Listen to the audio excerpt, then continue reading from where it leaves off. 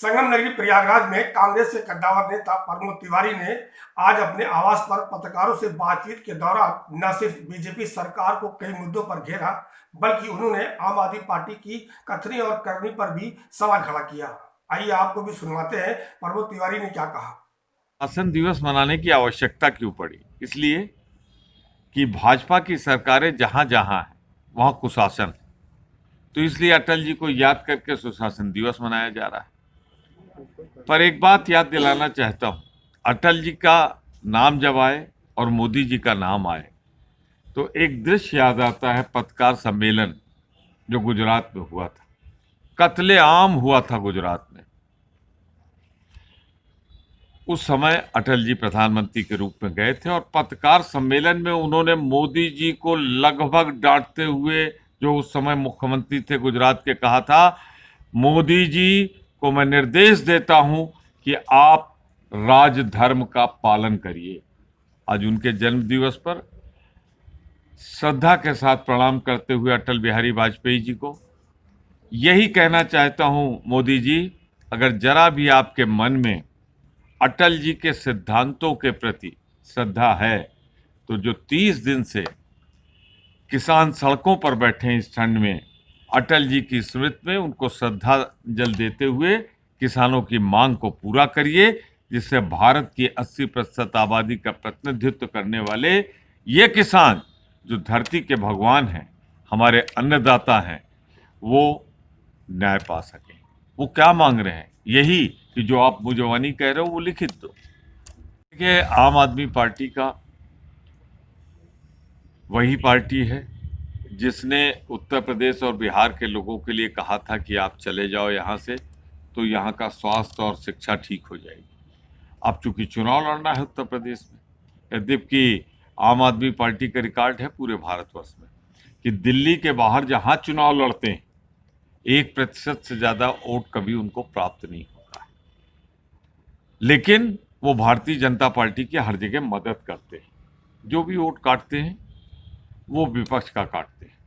तो मैं तो यही कहूँगा कि लगता है भाजपा के बुलावे पर आम आदमी पार्टी आई है और दोनों एक दूसरे को ललकार रहे हैं। वो कहते हैं आइए चर्चा करें, और जब वो चर्चा करने के लिए आते हैं तो वो उनको पैसे दे देते हैं, चर्चा करने को नहीं तैयार होती। चाहे जितनी कोशिश कर लें, उत्तर प्रदेश में जब भी चुनाव होंगे भाजपा सरकार का पतन होगा और विकल्प के रूप में कांग्रेस और उसके सहयोगी सरकार बनाएंगे। आज उत्तर प्रदेश और मध्य प्रदेश में गौशालाओं की हालत बद से बदतर है। हजारों की तादाद में गोवंश 15-15 दिन, 20-20 दिन उनको खाना नहीं मिलता, चारा नहीं मिलता, वो भूख प्यास से दम तोड़ रहे हैं। ललितपुर में आप सभी ने दिखाया, कई गौशालों में ऐसा हुआ। उसका एकमात्र कारण है कि जो फंड अलॉट हुआ है, जो एलोकेशन ऑफ फंड है इन गौशालों के लिए, वो सत्ता में बैठे हुए दलाल खा जा रहे हैं और उनका चारा दलालों के पेट में जा रहा है। इसलिए कांग्रेस पार्टी ने यह तय किया था आदरणीय प्रियंका जी के निर्देशन पर कि एक यात्रा ललितपुर से चित्रकूट तक बुंदेलखंड में निकाली जाएगी।